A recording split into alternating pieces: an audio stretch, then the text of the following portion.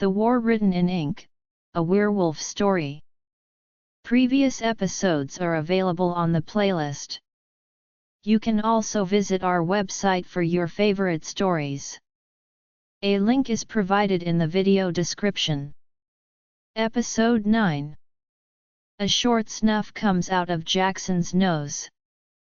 He turns his head for a second, and his blue Jackson eyes meet mine for a second. A sign of comfort.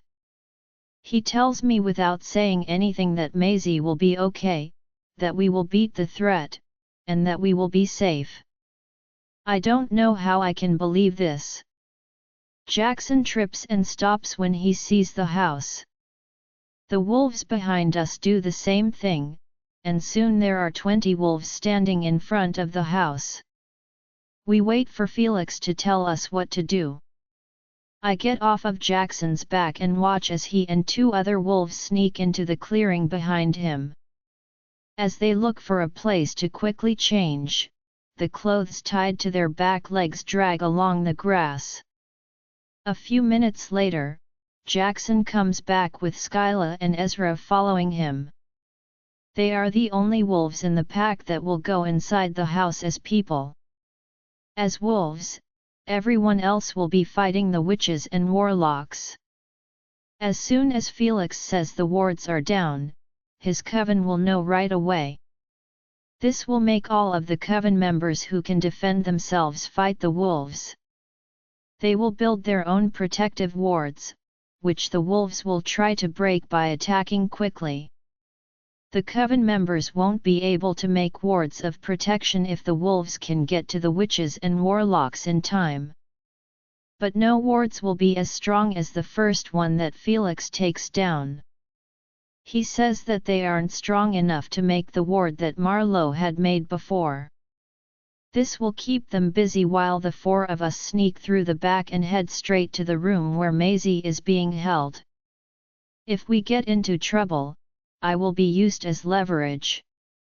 That's plan B, which we hope we won't have to use. But I'm willing to take the chance. Jackson still doesn't feel good about using me to get to Maisie. The way he holds my waist says a lot. Are you sure I can't talk you into staying here? I smile at him and push a strand of dark hair out of his eyes. Yes, I'm sure. I'll be safe with you, Ezra, and Skyla. I need to do this just in case things don't go our way. He growls a little. We're going to get your sister back. After that, you can finally open the gift I got you. I completely forgot that the night started off innocent because of all the craziness of Maisie's kidnapping and my mom finding out that my boyfriend was a werewolf. I can't wait to see what he got me, but I don't think about how happy I'll be when Maisie is back with me. I nod my head slowly, and my face gets a little less bright. Skyla jumps over to me and gives me a tight hug right then and there. Don't worry. I'm tough. If a witch comes at me, I'll kick them. Ezra smirks at his boyfriend and then nods at me to let me know that he will be there to protect me too. I say, thanks, guys. Don't forget, I'm a person, not an invalid. Jackson hugs me from behind and rests his chin on my head. We know, baby. The way he talks makes it sound like he really doesn't think I can handle myself. A flicker of blue magic doesn't matter because it gets brighter and brighter in the distance until it starts to crackle and spread cracks along a barrier that was hidden before and covered the coven's main house. A blue light suddenly bursts around the house and falls to the grass below without hurting anyone. That must be the signal for the wolves to start attacking. They run forward into danger, tearing at the dirt and grass below them with their long claws and howling in a way that sounds like battle cries. While the fighting starts, I'm led to the side of the house. A group of about 20 witches and warlocks bursts out, all of them shooting blue magic from their hands. My heart stops for a moment because I'm scared Felix was lying when he said they didn't have many offensive magic users. The magic knocks a few wolves back, but they get back up and keep running through the gaps in the new defensive wards that are being made. I let out a big sigh of relief. I could almost cry from happiness that my pack won't be hurt. The coven will be too busy keeping wards up to look for the four of us coming in through the back door. Inside, Felix will meet us and help us get Maisie out of the room where she's being held. Getting in is easy enough, but it all seems too easy. No one in the coven tries to stop us. The more we go inside, the more looks I exchange with Jackson. He seems just as worried as I am that no one has stopped us. Where are Marlowe and Elise? And what about Felix? Every time we step on the stairs, they creak, and the noise seems to echo through the whole house. I can hardly hear anything from outside except for the occasional howl or burst of magic. Jackson has that distant look in his eyes as he talks to the pack. We've only been in the house for a minute, but it still feels like a long time. The sooner we get Maisie, the sooner we can leave and make sure everyone is safe. The coven could still hurt our pack. Everyone's okay, Ezra whispers. I'm surprised he noticed that I was worried. They must have a hard time remembering that I'm not connected to the pack through a mind link. I can't get to Wolf Radio. I humbly nod my thanks. At the top of the stairs, we can choose to go left or right. I hear Maisie's cry from our right, and before any of us can decide, the choice is made for us. I panic right away when I hear her fear, but Jackson holds my arm. Calla, let us go first. I barely have time to nod before he and Ezra walk over to the right and kick down the door, both of them perfectly in sync. They can talk to each other without saying a word, like in movies. Like avenging angels, they come into the room ready to fight with their claws and teeth out. I stay back in the surprisingly big hallway and nervously tilt my head to see into the room. I heard Maisie's voice coming from this room, so why haven't they found her yet? Skyla is standing next to me 1 second, and the next his body hits the wall so hard that it breaks the drywall all the way up to the ceiling. When I see the blood, I scream. So. A lot. Blood. This is not what it looked like when Felix got hurt. Skylar's blood starts as a small dot on his shirt and then spreads out into a circle that gets bigger and bigger.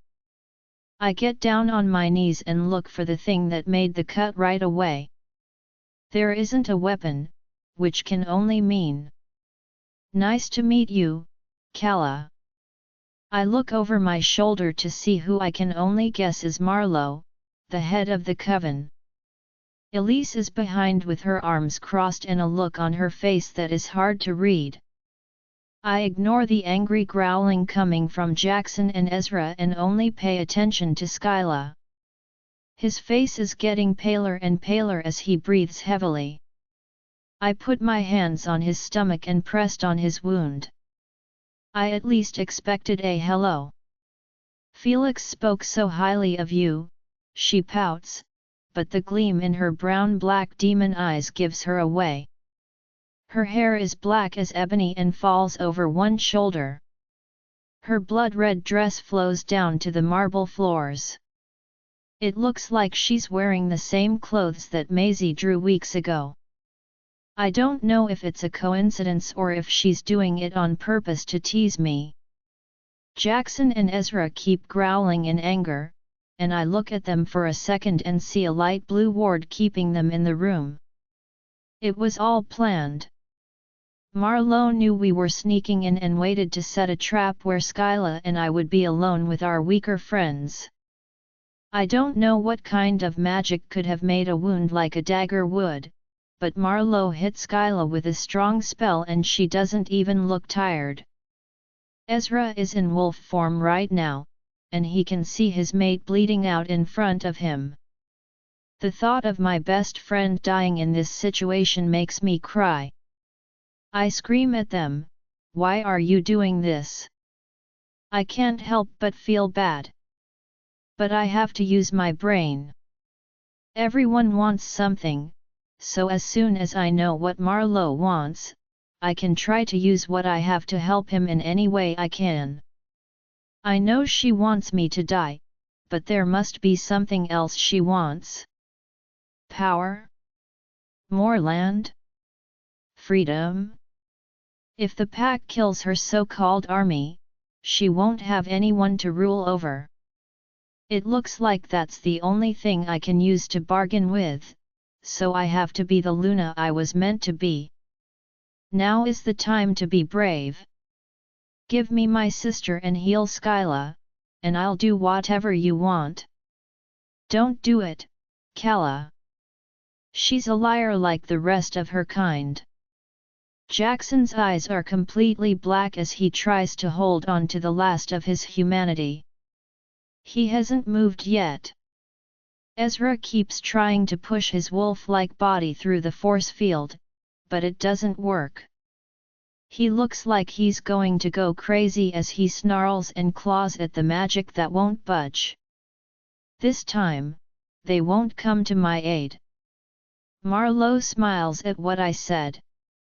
You're not really in a position to ask for things, are you?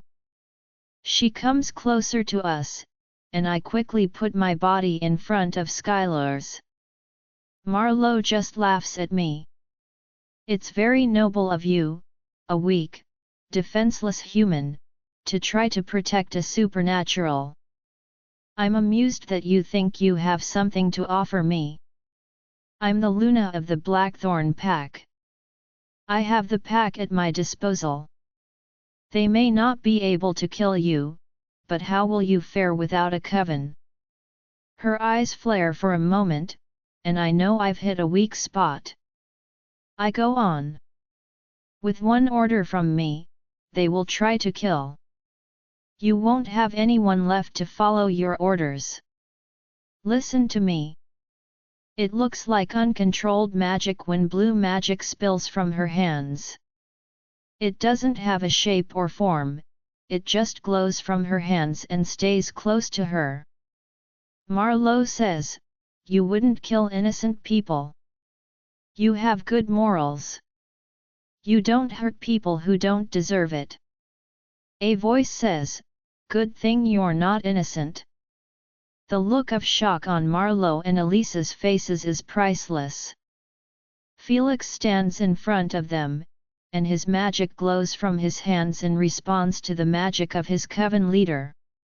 Mother, did you really think that 3 witches were enough to keep me locked up?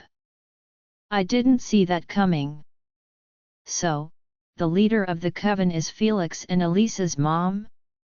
Marlowe doesn't look anything like them. Felix and Elise have platinum blonde hair that looks like snow, but her hair is all black. Marlowe's face is long and thin, while the twins' cheeks are fuller. Their eyes are the only thing that looks the same. Their dark brown eyes all show a lot of emotions, like pain, sadness, or fear.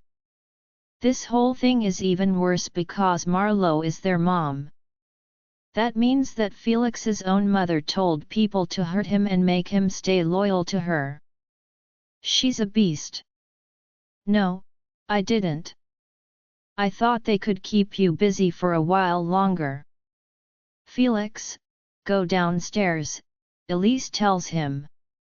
Felix laughs and walks over to where I'm kneeling in front of Skyla without a care in the world. Thank God he's still alive, but there is way too much blood for this to be a normal wound. There must be something magical about it. He would be dead by now if he were a person because he has lost so much blood. Felix starts to heal Skyla, and as soon as some of the pain goes away, Skyla takes deeper breaths. "Stop healing him right now!" Marlowe yells, but Felix keeps saying the Latin spells to heal Skyla. He doesn't listen to what his mother tells him to do. He only looks at me with regret, as if this whole thing was his fault. I can't blame him for what his family does because I don't know how. Now he's helping to save Skylar's life. He's doing what needs to be done. "Felix, I'll give you one more chance. Come here right now." Felix doesn't listen to his mom and instead puts all of his energy into saving Skyla. He seems to have only closed the wound a little bit, and he is losing a lot of energy right now. If this is how much it takes out of Felix, Skyla must have been very close to death. "Felix, please, you don't get it," Felix yells at Elise. "I've heard enough from you. You betrayed me. You put a child in danger for what? So that our mother could keep using magic? I'm sorry, I have a conscience. You're dead to me."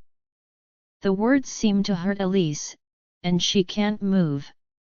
She doesn't try to stop Felix anymore. Instead, she decides to pull away from others. That conscience is a shame. "I'm sorry, my son, but I have to do what is best for this coven." Before Marlowe can even finish speaking, Elise is yelling. I can't hear what Marlowe says, but the blue magic flare that is going straight for Felix is dangerous enough. He doesn't look like he's in pain. He doesn't scream, bleed, or do anything else. As he sways to the side, the magic in his hands slowly stops. His eyes are still open, shiny, and staring at the ceiling. He died. The sounds all mix together. Maybe my brain is too full, or maybe I'm just too sad to tell the difference between Elisa's screams and the growls coming from behind the force field. Ezra and Jackson keep hitting the shield, using their strength to get past the magic and reach their friends. They can't get anywhere because Marlowe is too strong. She really showed her strength when she killed Felix while holding the shield in front of me and his twin sister. The more I think about it, the angrier I get. This woman has killed my friend, taken my sister, and threatened my life. I look down into his dead brown eyes, and there is no sign of mischief or friendship left. Tears make it hard for me to see, so I put a shaky hand on his cheek. I know he's gone, but I can't help but shake his shoulders and call him.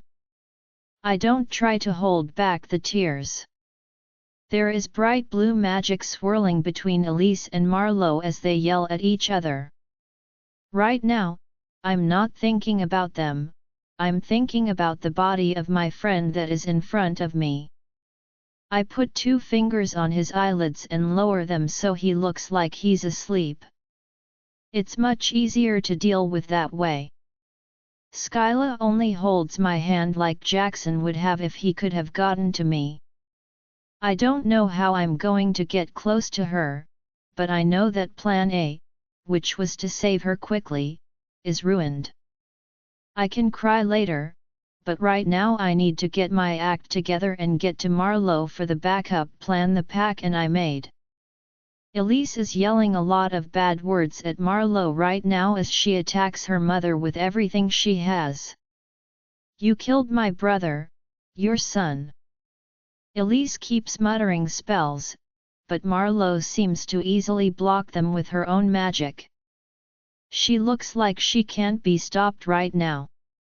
Marlowe says, "It had to be done. He was never going to be loyal to this coven. I did you a favor." This just makes Elise even angrier. She screams and pushes her hands out, and a wave of strong magic flows out. It does manage to push Marlowe back a few steps. I can see that she's starting to sweat on her forehead. She's getting weaker. Elise looks like she's lost her mind from sadness. Strong magical currents are making her blonde hair whip back and forth, and her face is streaked with tears and mascara. Her anger is almost like a physical thing. Skylar's hand on my wrist brings me back to the present. He still needs medical help because his face is pale and his stomach is bleeding. Felix died trying to save him, and I'm not going to let his death be in vain. Skyla still seems to be the one trying to save me. We need to get you out of here before they start looking at you, he says. He groans in pain because he moved a little while trying to sit up. We need to get out of here, Skyla. I'm not leaving you behind. I can't walk because I'm too heavy, and Ezra and Jackson are still stuck.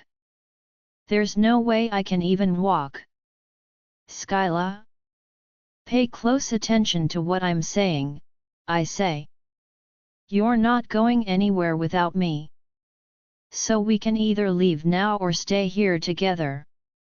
I don't pay attention to what he says because I bend down and use all of my strength, which isn't much, to lift Skyla off the ground.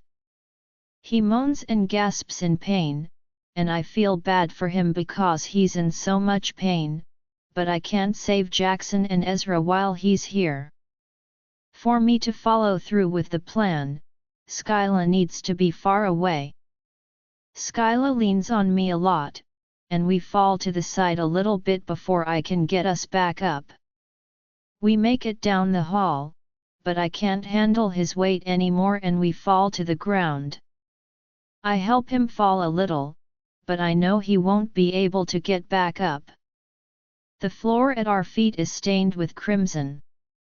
I yell, "Hey!" in his face when I see that he's losing consciousness. He blinks his eyes sleepily until he sees me. I'm going to go save our friends, but you can't die on me. You can't die on Ezra, okay? Stay awake and alive for him. I love you.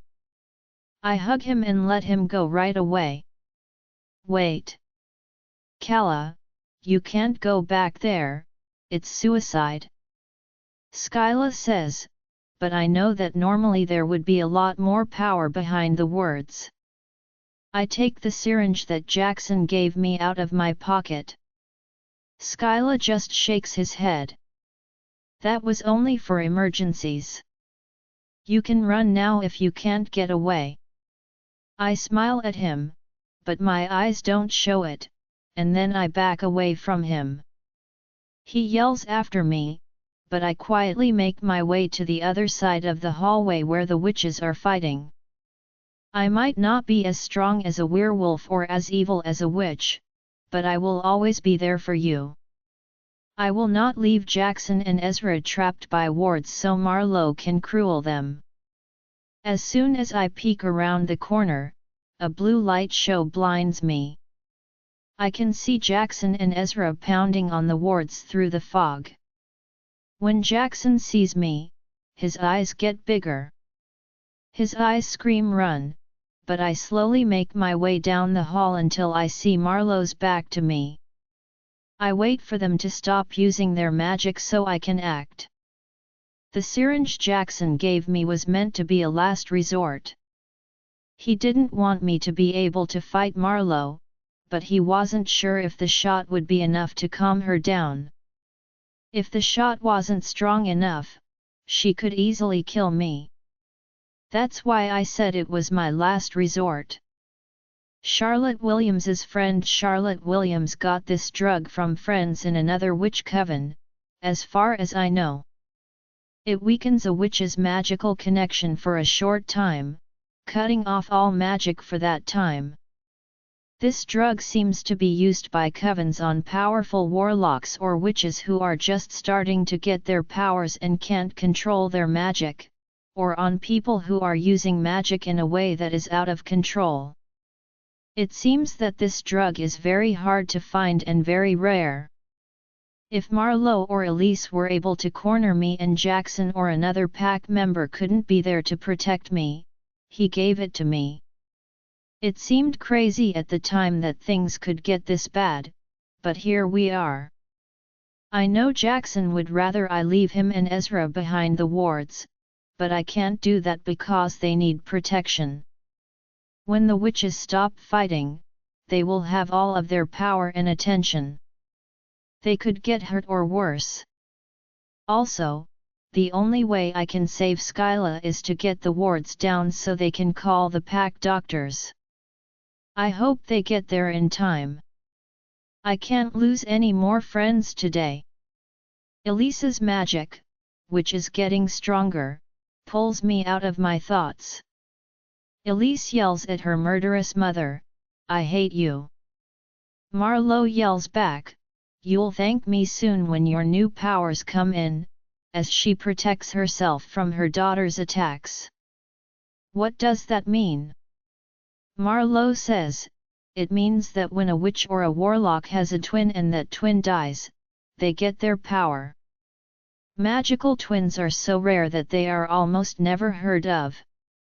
Most magic-wielding parents with twins would choose the stronger baby and kill the other one. All of the most powerful witches and warlocks were twins, like me. Wait. Are you saying that an aunt or uncle of mine was killed? That's so messed up. I can't say I disagree with that. That's cruel. Our family has always been different and stronger. It can be hard to tell at birth which child will grow up to be more powerful and better at controlling their magic. My parents raised me and my twin brother until we were 18, and then I decided I wanted the power for myself. How do you think I became such a strong coven leader? Everyone in the room seems shocked by Marlowe's confession. I didn't know that when one twin died, their powers would go to the other. It tells you why Marlowe is so strong. If Elise was already very strong, then Felix's powers would make her even stronger. Elise screams in pain and grabs her head as she falls to her knees. She groans and cries out with her eyes closed. "Yes, yes. Let it happen. Accept your power." I'm horrified by what I'm seeing. A blue mist-like magic comes out of Felix's body right in front of me. It moves like a snake, slithering and crawling over to Elise and getting into every hole in her body, including her mouth, nose, ears, and even her eyes. She screams for it to stop and writhes on the floor. I can't take any more of this. Now is the time to act. As Marlowe watches her daughter's magic come in, I run as fast as I can toward Marlowe. She doesn't even know I'm coming. I put the needle in her neck and pushed down on it. She gets every last drop into her body. She screams in pain as rage takes over her body. She can't help but be angry when she sees me. "What did you just give me, you stupid human?" I back away from her and quickly turn to run, but then I remember Skyla. He is sitting in the hallway outside. Marlowe will have to chase me if I run, which will take him right past Skyla. He is hurt and can't defend himself right now. I could never put him in danger like that. All I can do is hope and pray that the drug works before she kills me. I stop running and look Marlowe in the eye. Jackson starts yelling at me to run away as fast as I can. I look at him and shake my head. Ezra is a wolf right now, growling and out of control, and I know he couldn't live without Skyla. They are marked and paired up. I look back at Jackson, and he opens his eyes wide as he gets it. "No, no, Calla. Run. He would want you to run. Ignoring Jackson's plea, I turned to Marlowe again. I may not have been strong before, but I can be strong now. I can wear Marlowe down until she can't control her magic enough to keep the wards up. After that, Jackson and Ezra can do whatever they want with her. I gave you some very rare magical drug, I tell Marlowe. Then I do something very uncalla-like, I smile as big as I can, showing off my pearly whites. It looks like spending time with the werewolves has had an effect on me. Marlowe pushes magic into me, and I fly through the air until I hit the wall on the other side. This feels strangely familiar. I get flashbacks to when the vampire attacked me at Nectar Noir months ago. It wasn't fun to be slammed into a wall then, and it isn't fun now either. When my back hits the wall, it takes my breath away. I fall to my knees and then weakly land on my stomach and forearms. My midsection hurt a lot, and her magic hit me the hardest. I quickly realize that the hit didn't have the same kind of power behind it as the hit for Skyla. I'm not even bleeding, I'm probably just badly bruised. Marlowe looks at me with squinted eyes, maybe because she's not sure how I'm still alive. She steps toward me, but her knee locks and she almost falls over. That's when I noticed it. The ward that keeps Ezra and Jackson locked up is starting to break down. They slowly crawl up the sides of the force field, and the two werewolves start to hit it harder. Jackson's eyes are black, and he growls some words that I can't understand because he has big teeth. He looks like he's about to change because he hates Marlowe so much. Marlowe takes a deep breath and concentrates. The ward starts to fix itself, but it takes a while. I smile to myself when I realize that Marlowe can't attack me and hold up the force field at the same time. It's one or the other. Her magic is fading, and spending too much magical energy on me will be enough to break her concentration. I just need to take away enough of her energy so that Jackson and Ezra can get away. Then Skyla will have a chance. It hurts to move and take a full breath, but I still manage to say something snarky. Is that all you have? As her anger grows, Marlowe's brown eyes turn blue.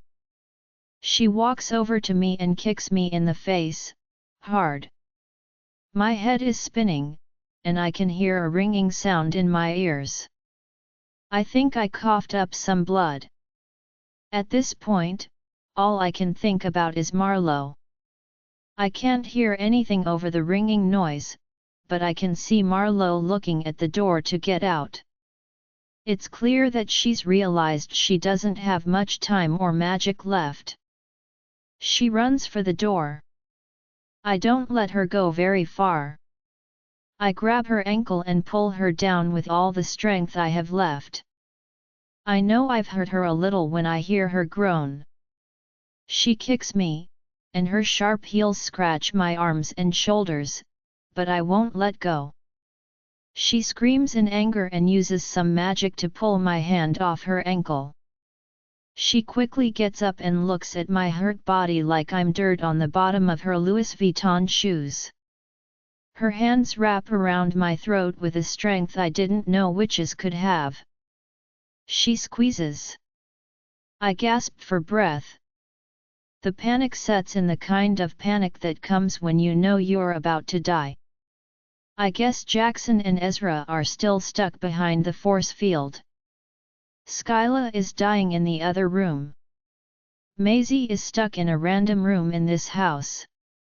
The only thing I can hope for is that the pack will look after my family after I'm gone. I want Skyla to live. I hope my family is sad about my death and then moves on. I hope Jackson doesn't think it's his fault. These thoughts all come to me in a matter of seconds. But if I'm going to die, I'm going to fight. I kick and knee Marlowe as hard as I can. She curses at me and pushes down harder on my windpipe, but I don't give up. I can almost feel how blue my face is, but I don't stop. But my kicks aren't as strong anymore. They lose all of their power and speed. A purple light flashes in my face just before I pass out. What was the point of Marlowe using her magic on me? Without it, she was almost done killing me. I can breathe again all of a sudden. I can't breathe and I cough all the time. I put my hand right away on my throat. There are black spots in the way of my vision. When I get my breath back, I turn my head a little and see. Is this what I'm seeing? Marlowe is floating in the air, and in front of her is. It looks like Elise, but it doesn't. She still has the same platinum blonde hair, the same nose that is a little upturned, and the same clothes. The aura around her has changed. She feels strong, like she can't be stopped. And her eyes. Her eyes are a bright purple color. I haven't seen magic like that before, but I haven't seen a lot of magic. I didn't know magic could be purple, I've only seen blue. Mother, you don't get to kill her. She spits out the word mother like it's the worst thing she's ever said. You're the only one dying today. Slowly and painfully. Everyone can hear Marlowe's screams. I get the energy to look at Jackson. The ward is breaking. I see 2 wolves instead of 1. Jackson must have lost control and moved while I was having trouble breathing. The more they scratch, tear, and ram into the ward, the more it breaks. It looks like it's about to break. A new burst of purple magic. A second scream. I watch as Marlowe tries to block Elise's attacks but fails. After that, Elise backs up and holds her temples again. Ow! My head! Yeah. It's hard to control your powers when you first get them, Marlowe says with a smile, blood on her teeth. Her dress looks like it's about to fall apart and is ripped. Good luck with that. Marlowe disappears in a flash of blue light. She went through a portal. No. Elise yells, and her eyes shine with purple light. When I feel hands on my back and arms, I jump, but when I feel the tingles spreading through my body, I calm down right away. Jackson is here. Sweetheart, where does it hurt? His soft voice really calms me down. He picks me up carefully, and when I hiss softly, he gets scared. I turn around to see where Ezra was standing just a few moments ago, but he's gone. Where did he is with Skyla, he quickly says. Is he going to be all right? Skyla is tough. He's been through a lot in his life. Ezra mind-linked the pack doctor, so hopefully he can get here in time. Marlowe's ward blocked our mind link, so we couldn't even call for help. I only pay attention to half of what he says. I look at his blue eyes, full lips, and high cheekbones. I look at his face, which I thought I would never see again.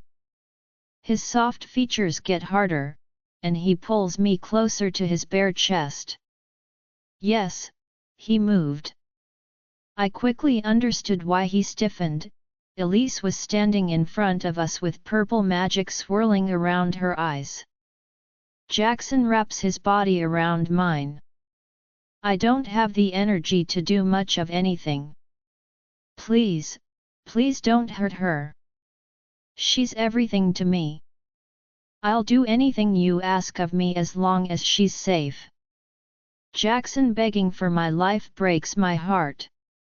He knows that Elise is stronger than he is. I shake my head, but that hurts too. Elise's voice is hoarse from screaming. Felix wouldn't want me to hurt her. She looks weak and strong at the same time. Her face is streaked with makeup and tears, and her body is stiff, which makes for a confusing contrast. Elise walks slowly over to Felix, who is lying still on the marble floor. A tear falls from her eye and lands on Felix's shirt. She lets out purple magic while putting her hands on his chest. She says some words softly, but nothing happens.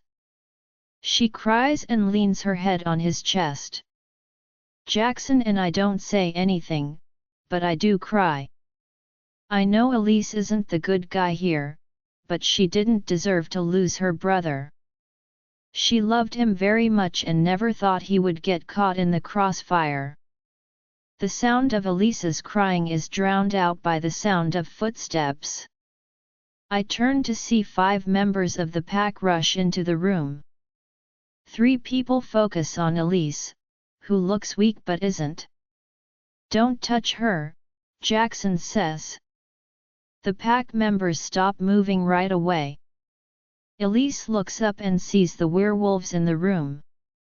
She didn't know they were there until Jackson told them to stop moving.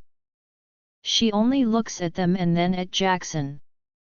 "I really want to kill you and everyone in your pack for being a part of my brother's death." The pack members stiffen but don't attack her. If Felix didn't get a conscience and choose to save the person and then that dog, none of this would have happened. She takes a deep breath through her nose and then lets it out right away. She looks at Felix and blinks away her tears. She says in a low voice, "I'm going to kill her for what she did to you." She looks at Jackson. "I hate people. I hate werewolves even more. But I hate my mother the most. I won't kill you all because Felix wouldn't want me to. I'm going after my mother, but if any of you try to follow me for any reason, I won't hesitate to kill you. She's mine to kill." Then Elise looks into my eyes. I can almost feel her pain. She is going through a lot right now because she lost her brother and her mother betrayed her. I give her the most sympathetic look I can muster up, even though I'm in a lot of pain. The black spots take over my vision again, and I can tell I'm about to pass out. Elise puts her hands on Felix's chest and opens a portal that takes her and Felix's body out of the room. Now that the twins are gone, I feel safe in the area. My eyelids flutter shut. "Kala, stay with me. Don't pass out on me. Doctor." Jackson yells words that sound like a jumble to me. But one sentence stands out to me, and it's not even Jackson's voice.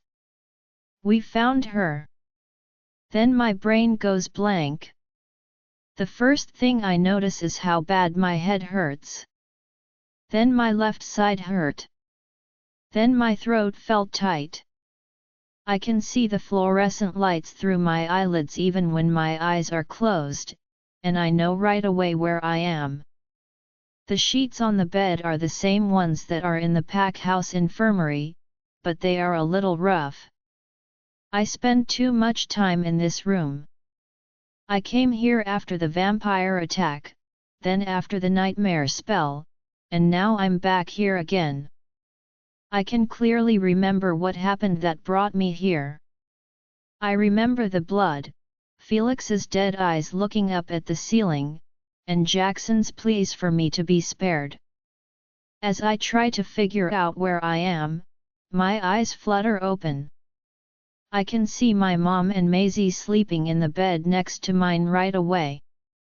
It looks like they added another bed just so they could stay with me. Mom's arms are wrapped tightly around Maisie's body, as if she's going to disappear. The two of them are snuggling close together. I carefully sit up, and right away I feel pain in my stomach and my head.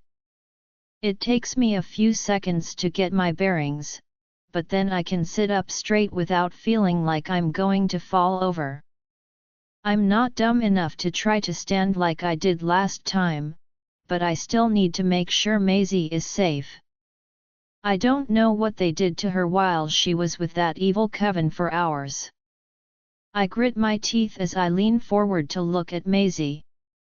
She looks fine to me, but I know that emotional pain doesn't show up in a physical way. Thank the heavens that she looks completely fine. The door is halfway open, and the hinges make a little noise that draws my attention to it. My friend walks right up to me.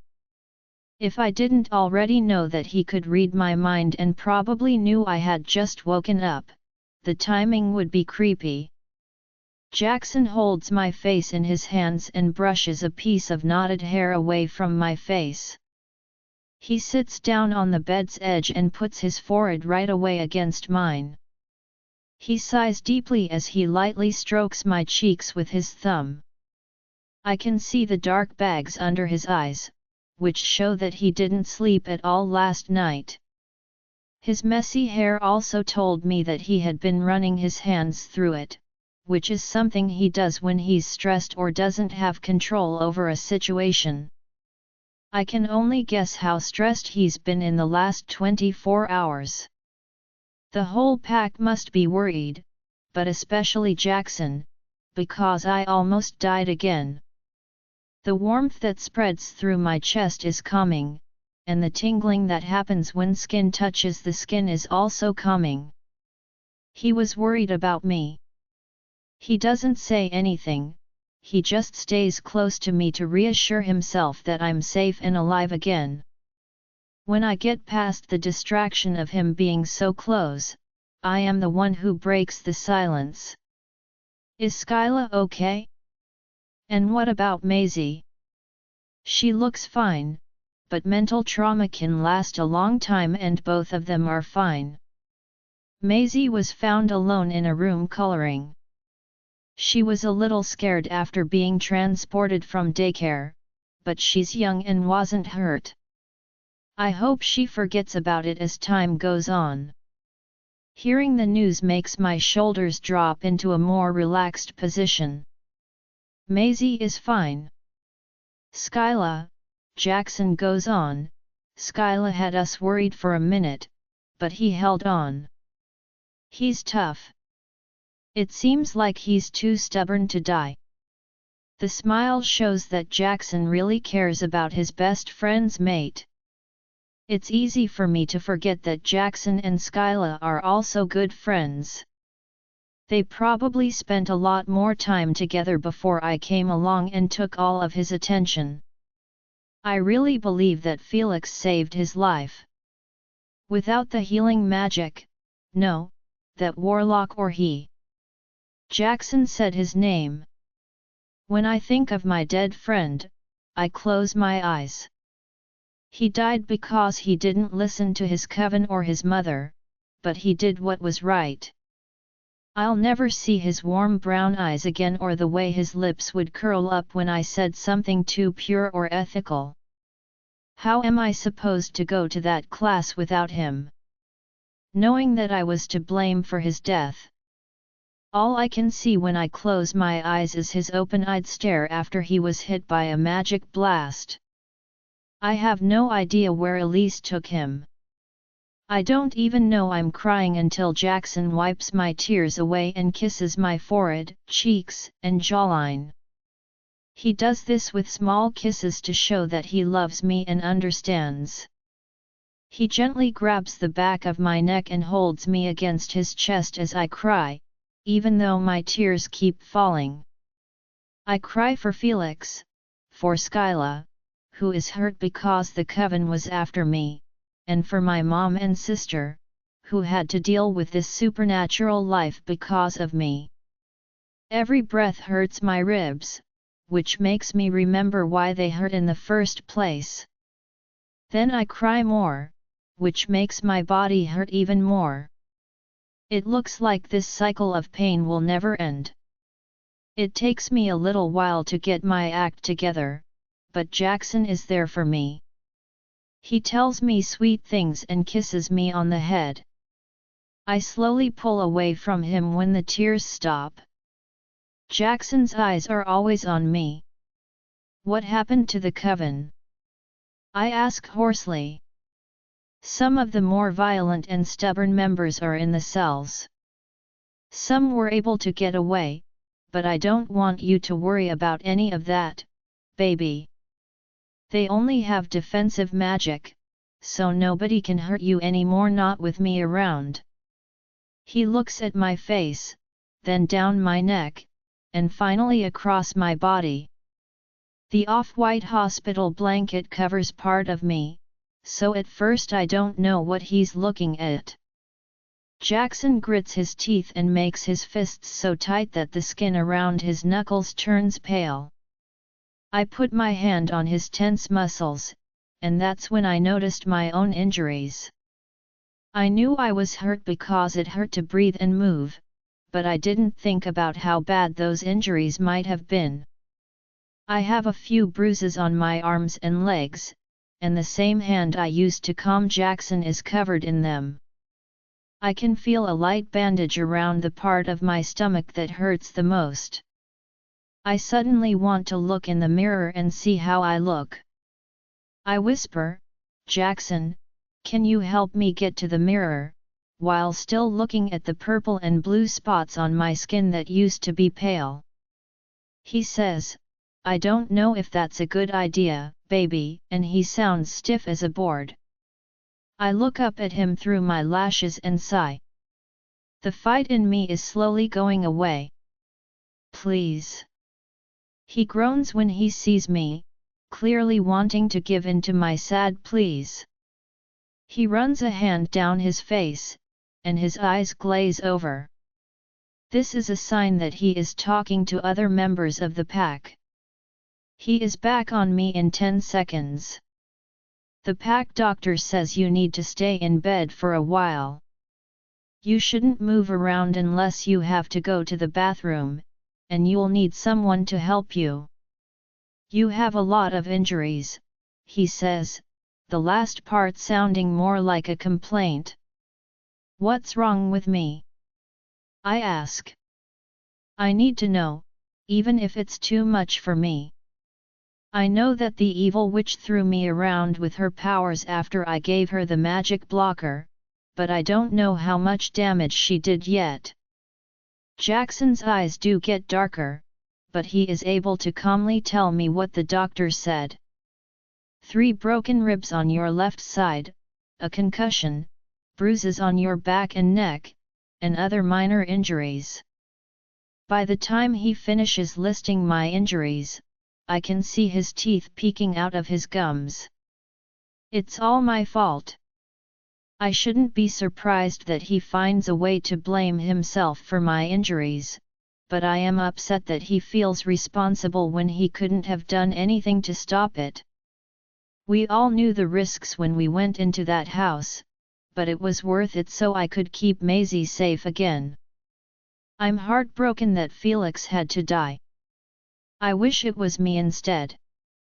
"Jackson, it's not your fault, so don't even try to spin this," I tell him to stop saying stupid things. He has to know how dumb he sounds. It's completely my fault. As your friend, it's my job to love you, protect you, and keep you safe. I'm failing. He suddenly gets up and walks to the other side of the room. I hate seeing and feeling his pain. He feels so bad, and I don't know how to help him. "I don't want you to be the only one angry about all of this, oh, trust me, it's not all aimed at me," he says, now glaring at me. I point at myself hesitantly because I'm surprised by how quickly his mood changes. "Are you mad at me?" He huffs and crosses his arms. He sits on the edge of the bed again. We'll talk about this later when there aren't any people around. My eyes move around the room, taking in all the empty space, and then they move to the empty doorway. Then I turn my body a little too quickly toward the bed next to mine, which makes me wince a little, but I try to hide it by coughing. My mom is still lying down, but her eyes are open and she's watching Jackson and me. As she slowly pulls away from Maisie, she gives me a guilty smile. Sorry. She stops talking, probably because she's trying to think of the best lie she can tell to explain why she was listening to us. I'm not mad at her. I would do the same thing if my daughter was hurt and talking to her supernatural boyfriend, whom I didn't completely trust. How did you know I was awake? Your back was to me, my mom asks instead, but she does so carefully. At least she didn't try to trick him. He would be able to tell, anyway. Your heartbeat sped up and your breathing changed, he says. You can? This is crazy, all of this. Just like mother, just like daughter. She basically reacted the same way I did. She walks to the side of my bed that Jackson isn't on and leans over to look at my injuries again. Jackson doesn't move back to give my mom and me some space. He just holds my hand and keeps an eye on my mom. He doesn't seem to have forgotten the last time I saw her when she accidentally hurt my wrist, and Felix healed it. When I think of his name, I hold back the tears. Sweetheart, my mom whispers, and then she runs her fingers over the bruises on my body. Her eyes get cloudy with tears, but she doesn't cry. I'm so sorry you're hurt. I'm sorry for how I acted when your mate shifted, she says, looking at Jackson. She laughs and then gently touches my head. I've been working on learning all the slang. That makes me smile a little. Most importantly, I'm so proud of you. You've been going through this supernatural stuff all by yourself, while still getting A's in school, working at Steamy Bean Cafe, and spending time at home with Maisie. Her smile, which is a little shaky, gives me strength. It makes me feel warm and fuzzy inside, like when a parent tells a child they're proud of them. I've been through a lot, but I haven't been alone in it. You're so brave to have gone after Maisie. If I had half a brain at the time, I would have made you stay back so you wouldn't have to hurt like this, she says. Jackson's hand gets a little bit tighter around mine. I squeeze it back. I know you were scared, Mom. I didn't handle it very well either, I say with a laugh. When Jackson grumbles a little, my mom's posture stiffens right away, and she starts to smile. She slowly leans back on the bed and looks at the alpha werewolf in front of her. I give Jackson a light slap on the chest. Don't be afraid of him.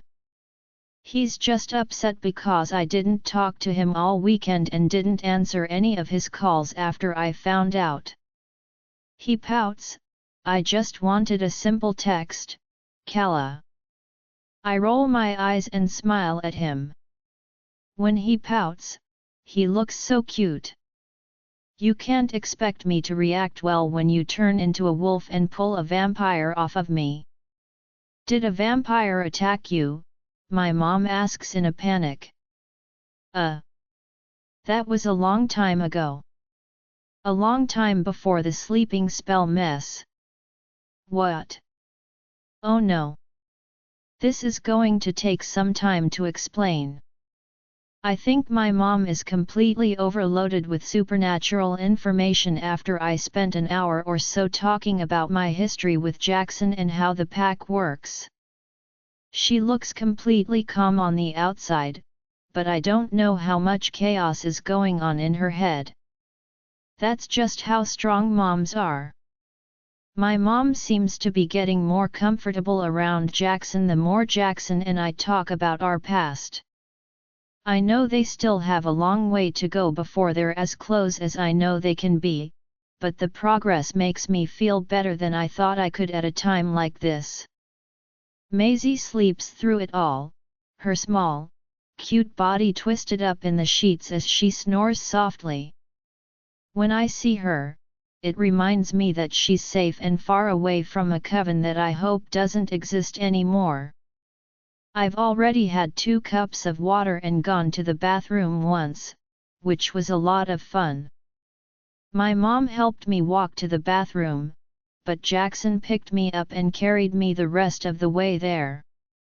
It seemed like we were taking too long, which would cause unnecessary strain on my broken ribs overprotective alpha. I just looked at myself in the mirror. The normal Kala that usually looked back at me was gone. But a bruised and battered version stayed. I had a new neck accessory, purple bruises from when I almost died from being choked. I also had a bright bruise on my cheek. I look like one of those tough girls from movies who barely made it out of a fight alive. I wish I could feel that way. My mom seemed to like it when Jackson and I would argue a little bit when we disagreed on something in the story. I was a little teary-eyed when we finally got to the present. It was hard to talk about Felix, and I don't think it will ever be easy. I wish I knew where Elise took him.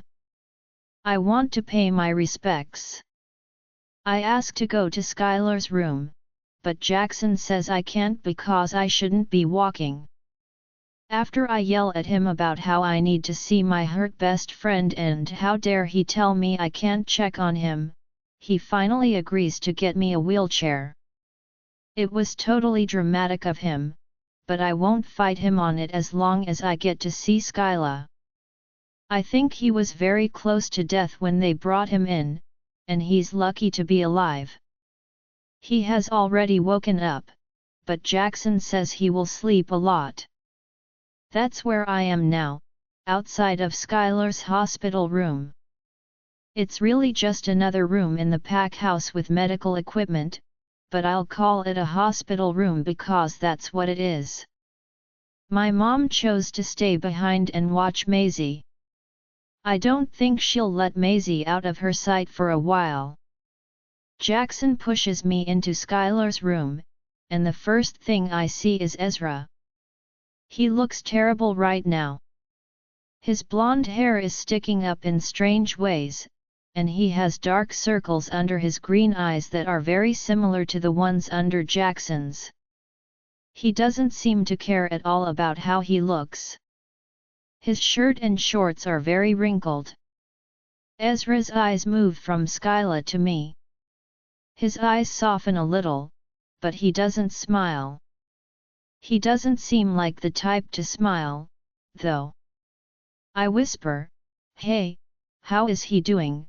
so I don't wake up Skyla.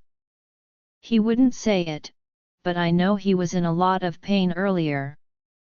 He's been sleeping on and off for a while now. Ezra looks back at his friend.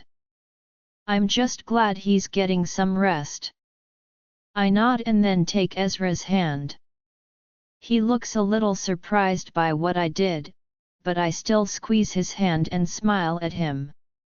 He's going to be fine, right? He sighs and looks at our hands together.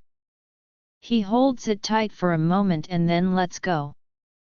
The doctors say he'll be fine, but you never know with magic. It's dark and twisted and can do all kinds of damage that we can't see coming. Ezra stops moving when the heart monitor stops working. When Skylar's heart stops beating, Ezra jumps into action. I don't have time to blink before he leans over his dying friend, eyes like a wolf. It's hard for him to talk because he's breathing heavily and has long canines, but he can still shout orders. He screamed, "We need a doctor," in a panic and real fear. I don't need any extra senses to know that his heart has dropped to the bottom of his stomach, just like mine. In just a few seconds, all of this happens, and my weak human self finally catches up to his panic. Jackson has already gone to get a doctor, so I use all my strength to get out of the heavy wheelchair and run to Skylar's side. I don't pay attention to the pain in my ribs as I run to him. I don't know what I can do in a situation like this, but all I can think about is getting closer to him to try to help. He has to be fine. Ezra keeps shaking Skylar's body and lightly slapping his cheek to wake him up. He has to be fine. A moment later, the doctors rush in, confused and scared when they hear the monitor's flatline. He has to be fine. The doctors push me to the side a little so they can see Skyla better, but I'm so weak that I almost fall over. Jackson catches me and pulls us back a little more. He doesn't seem as angry as he would be if someone else touched me in the middle of all this. I see blurry action with tears in my eyes. A doctor is getting paddles ready to shock his heart back into action. I just lost Felix, I can't lose Skyla as well. I remember when we first met. He offered me his pen when he saw that mine was out of ink. He was so kind that he gave money to a stranger who he didn't even know was his Luna. I didn't pay attention to him even after I found out what he was, and he stayed. Shopping trips were just as embarrassing, annoying, and fun for us. He has to be fine. As I think about all the times we've talked and how little time we really had to spend together, I hear one of the doctors groan and throw the paddles across the room. Shouldn't they be used to keep Skyla alive? What are they up to? I scream at them, "Do something," and my voice automatically becomes commanding, which I always seem to forget I have. It doesn't take me long to figure out why they stopped. Skyla is laughing. No, he's not just laughing, he's cracking up, snorting, and rolling around in laughter. "You guys fell for it," he yells, wiping a tear from the corner of his eye. He's the only one who is laughing. The doctors all leave the room, grumbling about their beta's mate and his terrible jokes. I had never seen one of his pranks in action before, but now that I have, I can see why everyone hates them. I really thought he was going to die. Ezra and Jackson must have been too excited to hear Skylar's heartbeat. It's beating very clearly now that he can laugh so loudly. Now that my eyes are dry, I can see that Skyla unplugged his heart monitors so that the machine would think he was dead. I yelled at him, "That wasn't funny." I'm not sure if I'm glad or really mad that he scared me so much. I'll take something in the middle. Ezra looks like he's okay with being very angry. He storms out of the room without saying a word and doesn't look back at his healthy friend. "Ezra, come back!" Skyla yells after him with a guilty smile. "I thought only Kala would fall for it. Couldn't you hear my heart beating?" Ezra is long gone by the time Skyla is done talking. Jackson shakes his head, and then he seems to come back to his senses enough to remember that I'm standing when I shouldn't be. His eyes get bigger, and then he gently but quickly picks me up and puts me back in the stupid wheelchair that I already hate. "Your little stunt could have hurt Kala more," he growls, sounding broody again. He seems just as excited about Skylar's prank as Ezra was. Sorry. I thought it would be funny. I now realize that maybe that wasn't the best prank to play right now. He frowns when he sees me clearly. I probably look awful. I have bruises all over my arms and neck, and I know I have a big purple mark on my face that Marlowe gave me. Skyla says, "You look like shit." I give him a dirty look, but he gives me a dirty look back with fake anger. We look at each other until the corner of my mouth turns up just a little bit. Skylar's glare gets stronger, and he smirks at me, knowing that this is his chance to break through my anger. I finally give up and smile at him while shaking my head. I'm so weak. I should be mad at him for his mean prank, but all I want to do is get up and hug Skyla.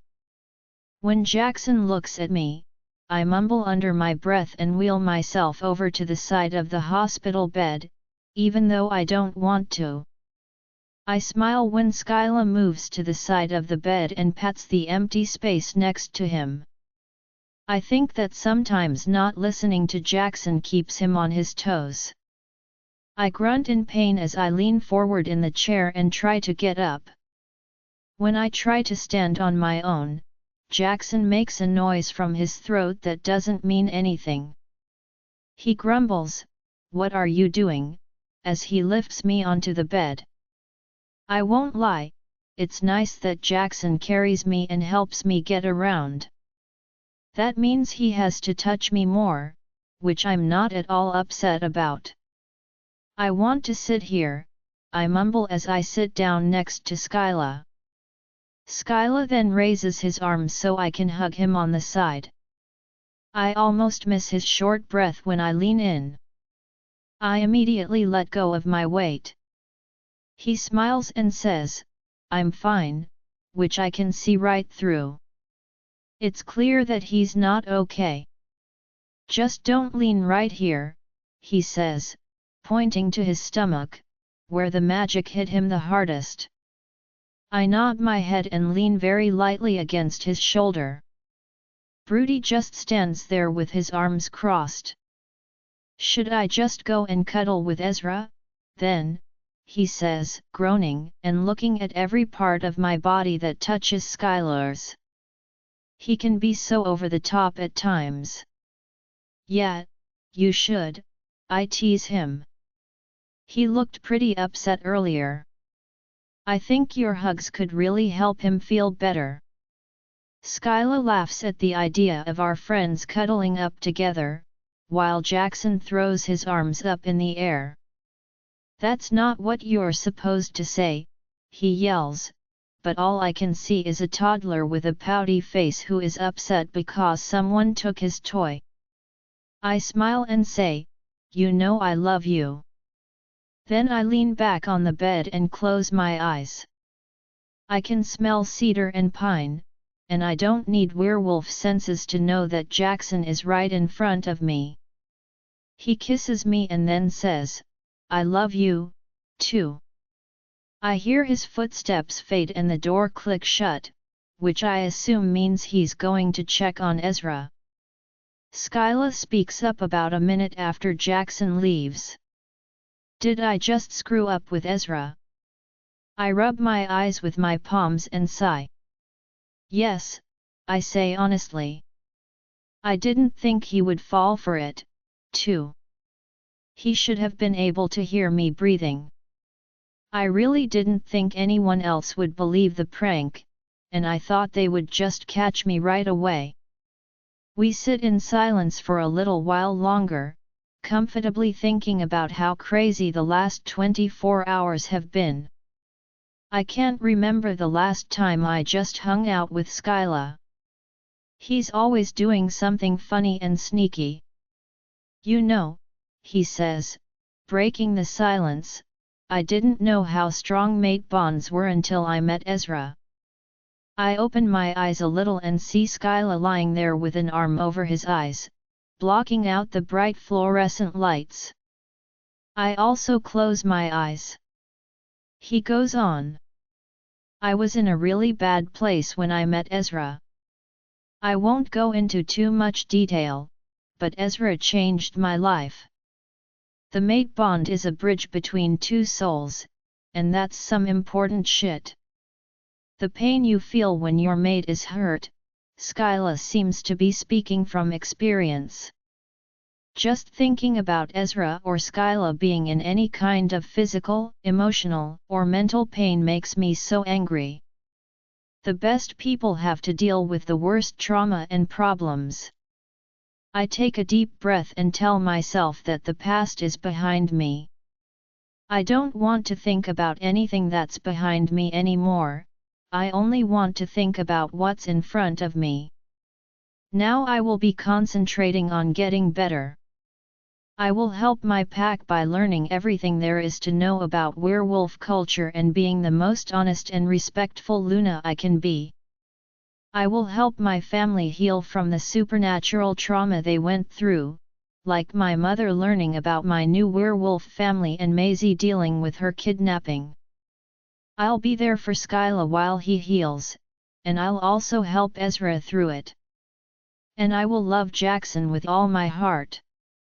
I'll also work on healing my own body, but the others are more important to me right now. We can only take life one step at a time. The next few weeks are going to be very stressful and frustrating for me. It's dumb and unfair that Skyla is up and walking around while I'm still stuck in bed. Skyla and Ezra seem to have made up, but it took Ezra a few days to stop ignoring Skyla and forgive him. Skyla began to tell me how they made up, but I put my hands over my ears and began to chant la la la until he stopped. They're so dirty. Jackson has been with me a lot, but I know he wishes he could sit next to me all day and night. My mom has helped me and Maisie a lot. She took some time off work, and when I asked her how she got permission from her boss and how we were going to pay our bills, she said not to worry because Jackson had connections at the airline where she works. I let it go because I'm happy that Jackson and my mom are talking more, but I will definitely need to talk to him about it later. I spend my days studying for tests and taking care of Luna. I'm learning a lot about what will happen when I fully mate with Jackson, and I'm getting worried about when that will happen.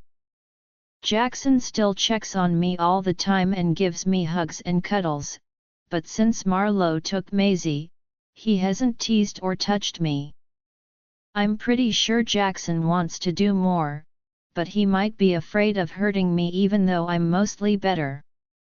I have some yellowish-green bruises that won't go away, but I'm fine. A few days ago, the doctor told me it was okay to start moving around the pack house, but Jackson told me to stay resting for a little while longer. Why does he think he knows more than the pack doctor? I've been in bed for way too long, and even my mom thinks it's fine for me to walk around downstairs. She jokes, "Just don't tell Jackson I told you that." Today, I choose to visit the daycare where Maisie has been spending her time. I've been following Jackson's orders and staying in bed, but I have to walk around campus to take my tests next week, so I can't stay in bed much longer. Also, Jackson has been a little distant with me and won't talk about what happened at the Coven house, so I don't think he gets to tell me what to do. This is something I learned in my Luna studies. I've asked him about losing Felix, but he hasn't told me anything else about how bad that day was for him. He won't talk about it and always says, "We'll talk about it later."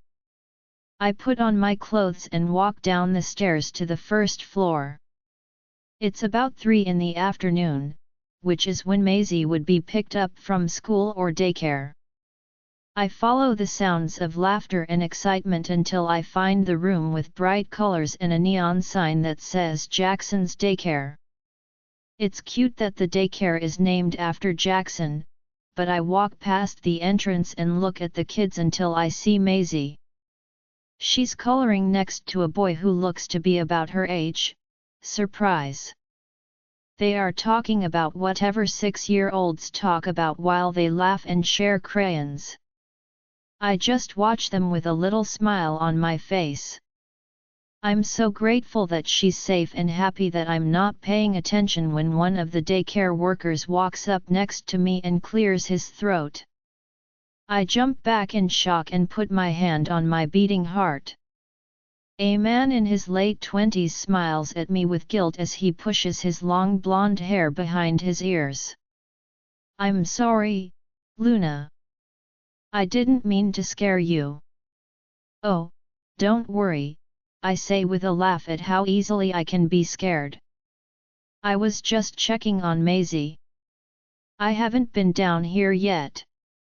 "I know," he says in a matter-of-fact tone, then clears his throat and shakes his head nervously. "I would have known if the Luna came down here because I work here." I smile at him to try to calm him down a little.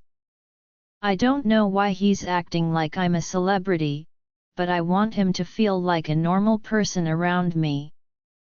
I'm just a normal person. I switch the topic to Maisie. "So, how has Maisie been since?" I stop talking, knowing he will know what I mean. He agrees. "Yeah, she's been great. The boy next to her, Maxwell, has really gotten close to her. They do everything together: play, eat, and nap. It's really cute, actually. It's good to know that Maisie is making friends. I'm a little worried that the boy is a werewolf because his strength and shifting abilities could put her in danger. However, I trust the pack to keep her safe and teach all of their young shifters how to use their powers. I still want to keep an eye on this friendship and any others she makes. She might forget that she's a person living with supernatural beings, so she'll need a big sister to help her. I don't want to bother her if she's having fun, so I'll come back later," I say with a smile. I back up, but the worker calls out to me. "Wait. You can stay and help if you want, Luna. Maisie talks about you all the time and would love to spend time with you. We were about to go outside to the playground, and you could always come along. Only if you want. He talks a lot, just like I used to when I was nervous." I don't laugh when I say yes to his offer. "Great," he says, and then he tells all 30 kids to line up and go to the playground in the back. Maisie spots me and runs over to me. "Kala, are you feeling better now?" she asks. She is jumping up and down with excitement at my feet. I can understand her energy because this is the first time she's seen me walk around. "Yeah, I feel great," I say with a smile and then bend down to hug her.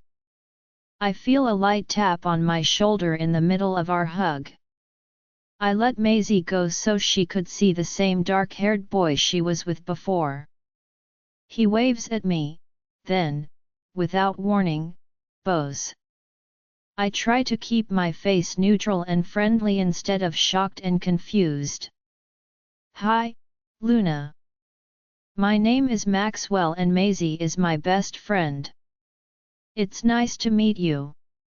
His smile is so big, and I'm instantly impressed by how kind and polite he is.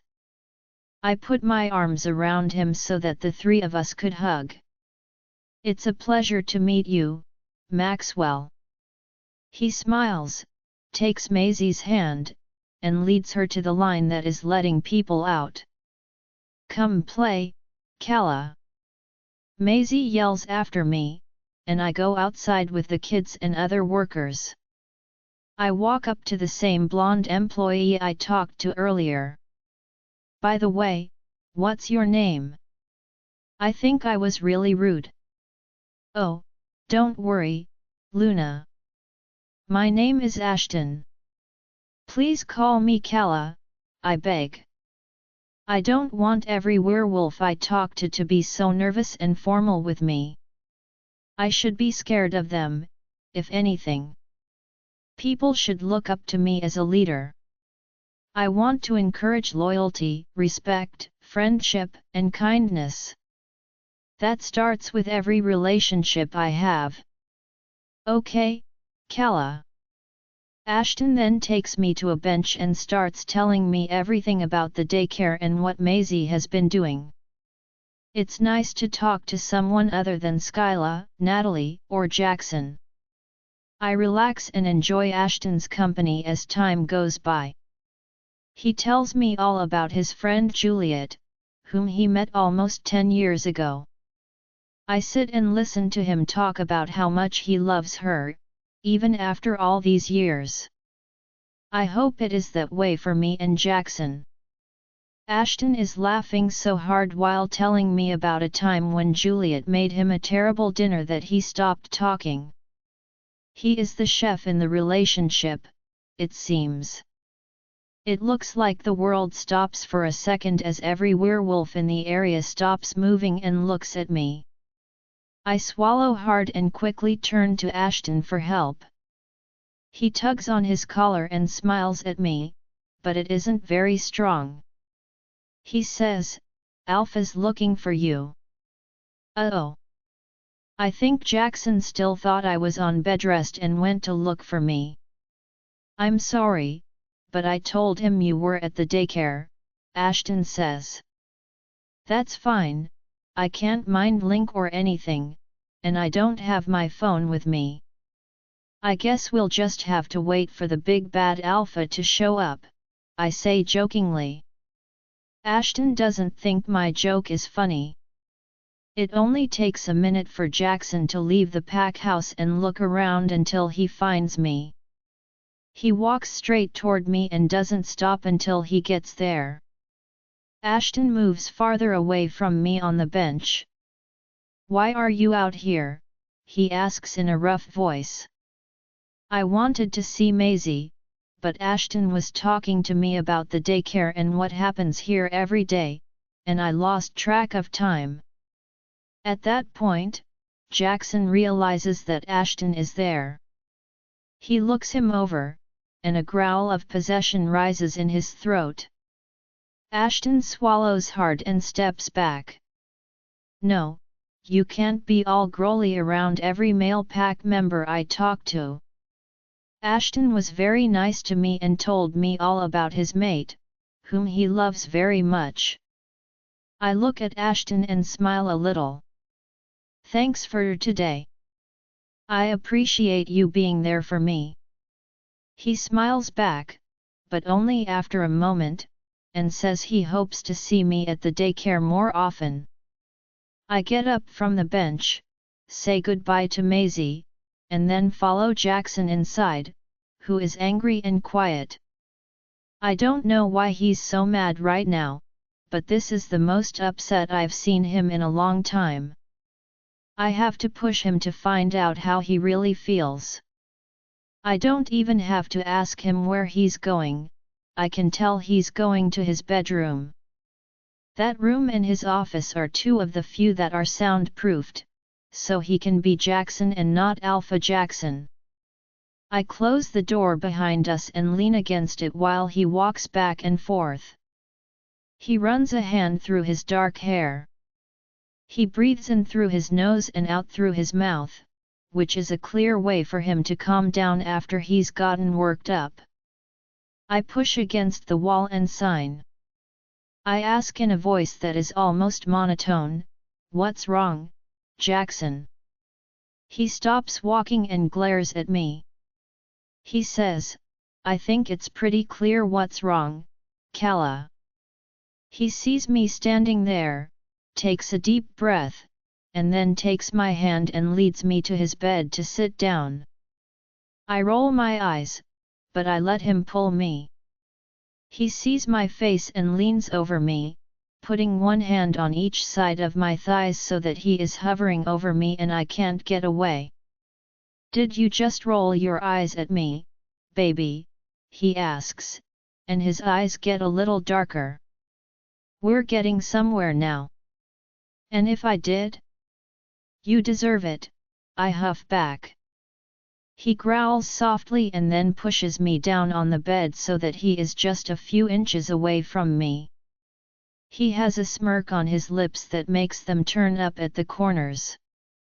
I don't think so. You can't follow orders. I deserve your attitude. He kisses my neck lightly once, then a little harder as he moves down the side and finds his mark. I take a small breath, but he hears it. I'm the Luna, so I don't have to do what you say. When he nips at my neck, I close my eyes as a small punishment for sassying him. He suddenly sounds more serious than before when he says, I told you to stay on bed rest. You're still healing. The doctor said I was fine, Jackson. I sit up and glare at him. Look at me.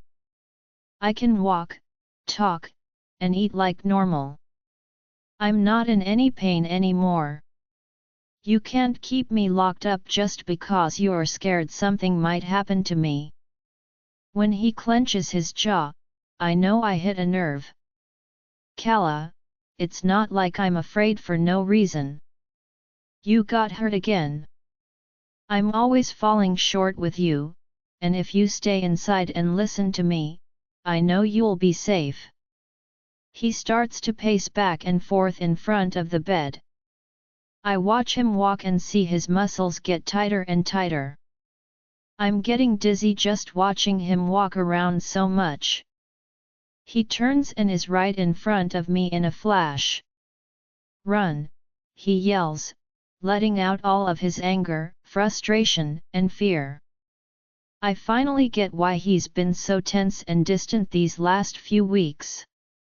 He's mad that I didn't leave Marlowe when I had the chance. He doesn't get that I could never run away while he's in danger. You really thought I would run away while Skyla was dying and you, Ezra, and Maisie were stuck in that house? I yell back at him. Come on, Jackson. That's crazy. I love you and would never leave you. You almost did, he growls angrily. He shakes me by the shoulders until I can see his blue-gray eyes, which are so sad that I have to take a breath. Kala, you almost left me, he whispers now, and his eyes fill with tears. You were dying. You had dozens of injuries, and you passed out after fighting one of the strongest witches in the world who wanted to kill you. You made that choice while I sat on the sidelines, trapped. I was screaming for you and beating down the magical walls that held me back. I had to watch.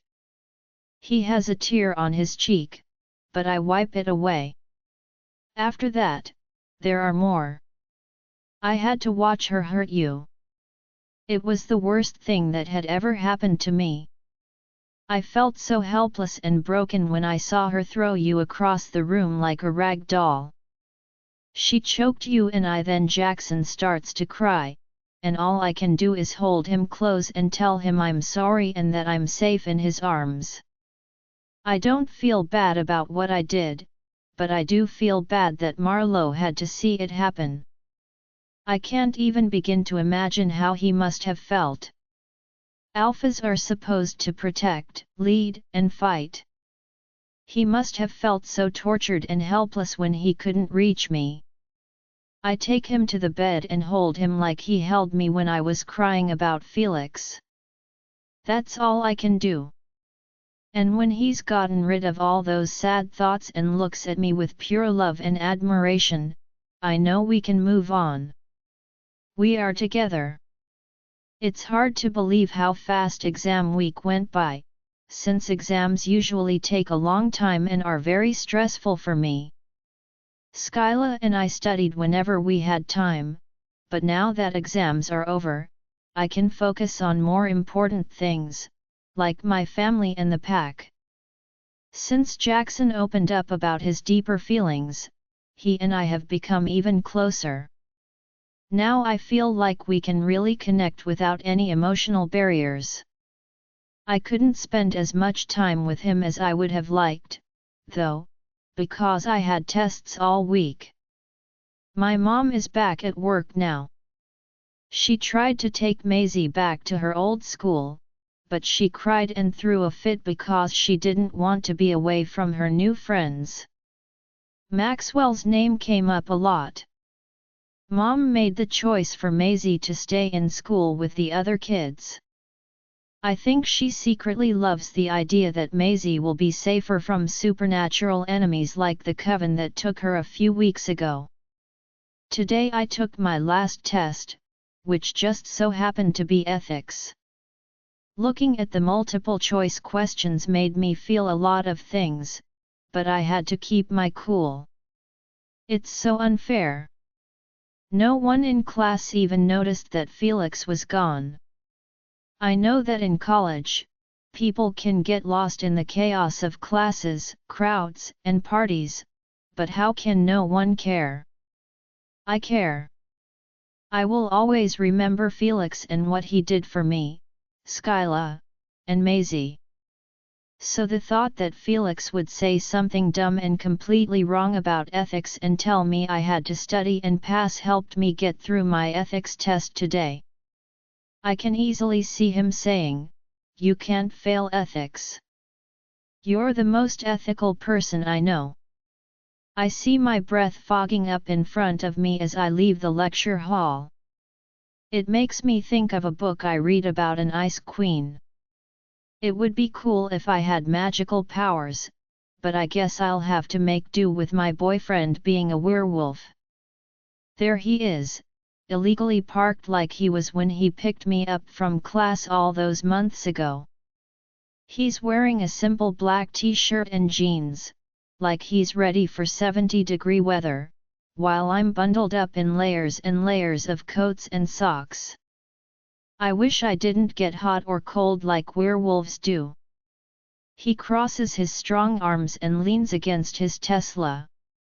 I watch as the sleeves barely fit over his biceps and think back to how impressed I was with him the first time I saw him at Steamy Bean Cafe. Coffee sounds good right now. As soon as Jackson sees me leave the building, his eyes light up. He pulls his lips up at the corners, and when I'm only a few feet away, he can't wait any longer to hold me, so he covers the distance and hugs me. He mumbles, "Goddess, you're freezing, Kala," and rubs his hands up and down my arms, which are covered in a coat. "Yeah, well, I'm not as tough as you are," I shiver. "It's not that cold, it's only in the low 30s. But I feel like I've just taken an ice pack out of the freezer." Jackson lets me into his car, which is thankfully warm. Jackson just smiles at me from the driver's seat like a creepy boyfriend, and for a moment I thought. Normally, I would tell him off for parking in front of the building without permission, but I'm too cold to do that right now, so I let him have his moment. When I finally get comfortable in the hot seat, Jackson hands me a to-go cup of coffee from cafe. I gasp and then let out a high-pitched scream of joy. Coffee! Yay! I grab the cup, blow through the small hole in the top, and then sip the delicious drink. "Thank you, baby," I say with a smile.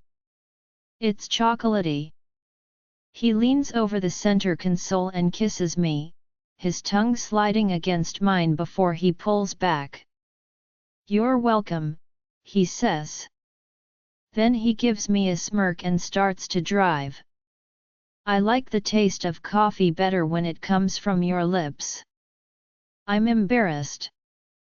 What should I do with him? Jackson drives us back to the pack house, and the whole time I'm singing and drinking the last drop of the delicious coffee he bought me. As we get closer to the house, I start to feel a little nervous, and it's not just because of the caffeine I just drank. It takes me a second to realize that the nervousness isn't coming from me, it's coming from Jackson. I follow him when he parks and gets out of the car and reaches for his hand. His smile shows that he knows something, so his nerves can't be anything bad, right? I don't say anything because I don't want to pressure Jackson if he doesn't want to talk about it yet. I squeeze his hand a little harder, hoping he sees it as a comforting gesture. Once we're inside, Jackson tells me to take a hot shower while he takes care of something. I don't think that's ever a good thing, but I see a sparkle in his eyes that hasn't been there in a long time, and I love him too much to take that away from him. I give in, also because I'm really cold. I take my time in the shower because I want to give Jackson some time to take care of whatever he needs to take care of. Just saying that makes my anxiety worse. Instead of thinking about what Jackson is up to, I try to focus on rubbing the nice-smelling vanilla shampoo and body wash he put in his bathroom for me into my hair and body. I might also smell his body wash. What? It smells like him, and I'm head over heels in love. I choose to wear a pair of jeans and a short-sleeve top. It's cute and comfortable. It's too early for dinner when I go downstairs around 4 o'clock. I wonder what he's doing. Jackson! I shout when I get to the bottom of the stairs. My little sister, who is always full of energy, comes running toward me instead. Kala, she screams as she leaps into my arms. I just saw her yesterday, but she's so excited that she runs into me like a linebacker. I swear she must borrow some wolf strength because when she runs into me, I'm so shocked and off balance that I fall. Jackson and my mom are there to see it, which makes it even worse. As I hold Maisie close to my chest to keep her from hitting the ground with me, I let out a squeak. When I'm sure I took the full force of the hit, I start to laugh at how clumsy I am. I'm going to be sore later, but I'm not hurt in any other way. Mom and Jackson rush to my side. My mom has a big smile on her face as she laughs at how weak and unbalanced I am, and Jackson tries to hide his smile. At least he tries to hide that he's teasing me. Oh no, my mom laughs and reaches for her kids. I push her hand away and say, "I've got it," under my breath as I stand up and hug Maisie.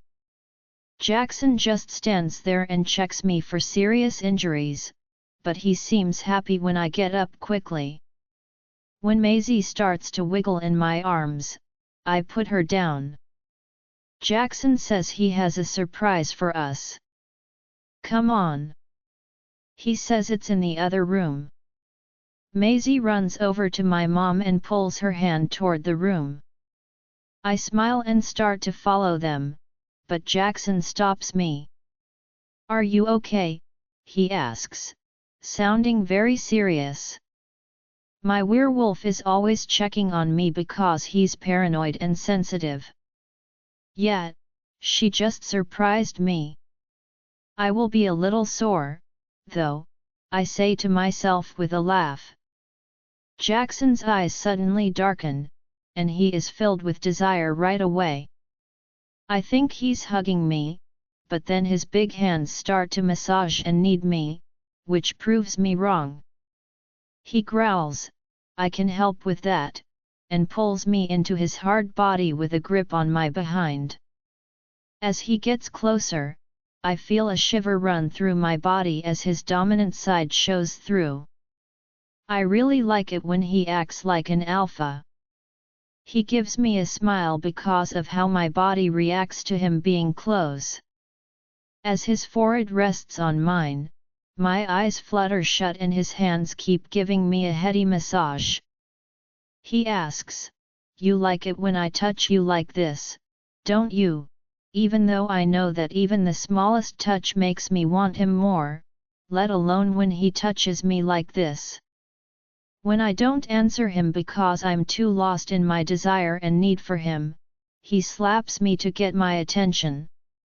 He teases, while running his hands over the area he just hurt. "Yeah," I say softly, feeling both shy and lustful. Later, he winks, and then he leaves me wanting.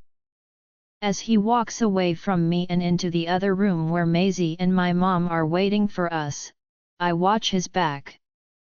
How dare he get me all worked up and then leave me to push my bad thoughts down? And I think a lot of bad things. Starting with how he looks in those jeans as he walks away from me. Join our Facebook and WhatsApp group for more updates, link is given in description. Rest audiobook will be continued in next episode.